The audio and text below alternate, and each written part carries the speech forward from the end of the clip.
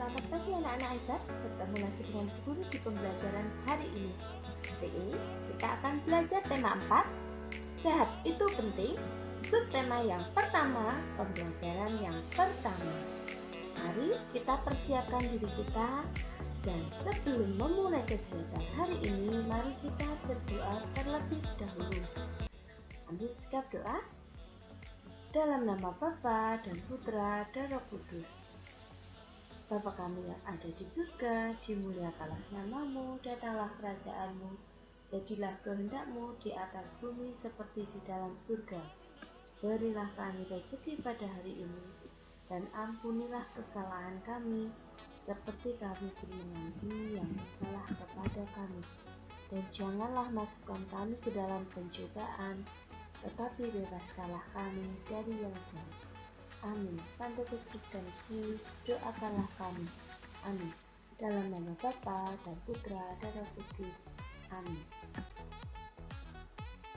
Anak-anak, bagaimana kabar kalian hari ini? Ibu harap kalian selalu dalam kondisi sehat. Hari ini kita akan belajar bersama. Tujuan pembelajaran kita yang pertama, setelah mengidentifikasi organ peredaran darah pada hewan dan manusia, siswa mampu menjelaskan organ peredaran darah dan fungsinya dengan tepat. Yang kedua, setelah membaca pantun, siswa mampu membuat pantun dengan benar. Pernahkah kalian bekerja bakti? Melakukan kegiatan bersama-sama? Tentu semua sudah pernah melakukan kerja bakti atau bergotong royong. Kerja bakti termasuk olahraga yang mendukung kebugaran dan membantu melancarkan peredaran darah. Darah sangat penting bagi manusia. Apa saja organ dan fungsi organ peredaran darah manusia? Mari kita pelajari bersama-sama.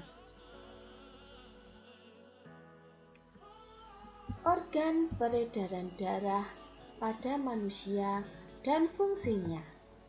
Anak-anak, organ peredaran darah manusia itu fungsinya untuk mengalirkan darah yang dipompa oleh jantung di dalam tubuh yang disebut sistem peredaran darah. Nah, sistem peredaran darah manusia tersusun atas jantung, pembuluh darah, dan darah. Antara jantung, pembuluh darah, dan darah itu merupakan satu kesatuan yang tidak bisa dipisahkan.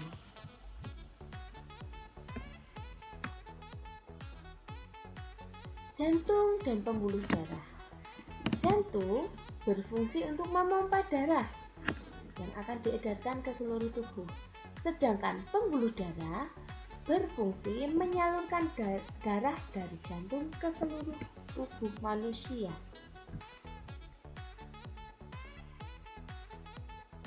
Berikut bagian-bagian jantung manusia. Yang pertama, serambi kanan.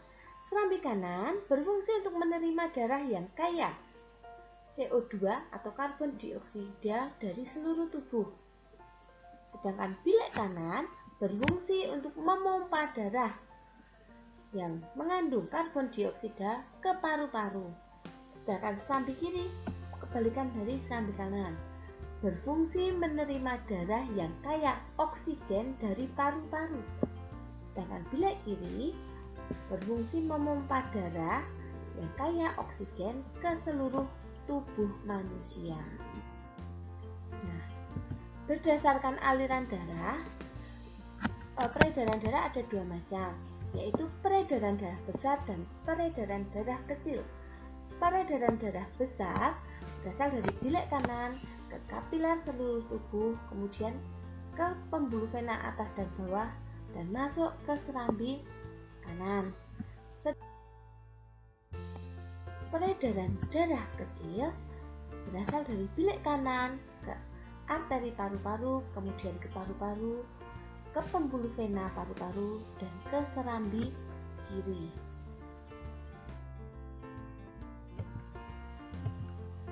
Fungsi darah manusia. Darah manusia itu terdiri dari beberapa bagian anak-anak. Antara lain sel darah merah, plasma darah, sel darah putih, dan keping darah. Sel darah merah berfungsi mengangkut oksigen ke seluruh tubuh, dari paru-paru ke seluruh tubuh, dari jantung ke seluruh tubuh. Sedangkan sel darah putih berfungsi membasmi kuman yang masuk ke dalam tubuh. Nanti sel darah putih itu akan berperang dengan kuman. Kalau terjadi infeksi, maka sel darah putih akan keluar sebagai darah kotor.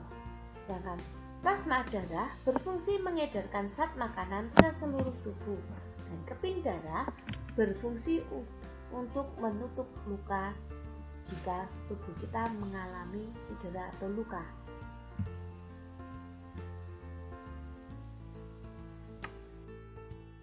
Nah, anak-anak, kita perlu bersyukur karena telah diberikan organ peredaran darah yang sehat. Segala rasa syukur dapat kita ungkapkan dengan berpantun. Kita akan belajar bagaimana berpantun yang baik. Nah, pantun merupakan salah satu karya sastra lama. Pantun merupakan salah satu seni merangkai kata. Pantun dapat digunakan untuk mengungkapkan perasaan seseorang mengenai suatu kejadian atau peristiwa yang dialami orang tersebut. Pantun juga memiliki ciri khas, sehingga bentuknya berbeda dengan bentuk puisi lainnya. Ciri-ciri pantun. Karena pantun itu mempunyai bentuk yang khas, maka ada ciri-ciri yang harus kita ketahui. Ciri-ciri yang pertama, satu bait terdiri atas 4 baris. Baris pertama dan kedua disebut sampiran, sedangkan baris ketiga dan keempat disebut isi. Ciri berikutnya, setiap baris terdiri dari 8 sampai 12 suku kata. Ciri terakhir, bersajak AB atau A. Jadi pantun itu ada sajaknya. Nah, inilah yang membedakan dengan karya sastra lainnya. Mari kita baca pantun berikut, anak-anak. Bermain di taman dengan akur, bersama teman naik jungkat-jungkit. Mari kawan kita bersyukur, menjaga kesehatan sebelum sakit. Nah, yang pantun ini terdiri dari 4 baris. Ini baris pertama, baris kedua, ketiga, dan keempat. Baris pertama dan kedua disebut sampiran, sedangkan baris ketiga dan keempat disebut isi.